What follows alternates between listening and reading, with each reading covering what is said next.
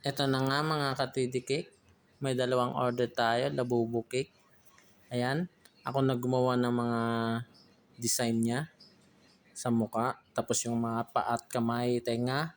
Tapos yung base niya yung kasama ko na gumawa para mapamadali na kasi ano na rin to, hapon na rin, pauwi na rin kami.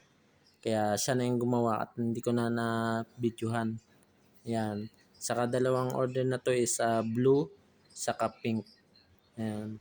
Ako na gumawa ng kulay pink tapos yung blue naman yung kasama ko na kaya hindi ko na videohan pero same din naman ng design.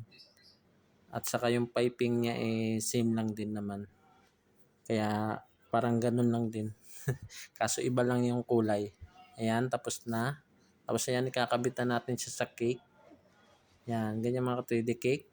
Kinabit ko na rin yung tenga.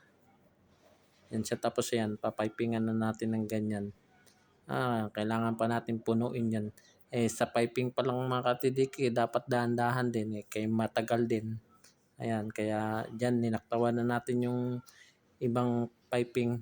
Hindi na nakunan ng video kasi matagal nga. Yan, kinabit na natin yung kamay. Tapos pipingan ulit natin sa likod. Yan, hanggang mapuno mga katidik. Ayan, tapos na siya. Ayan, pati yung kulay blue. Thank you for watching.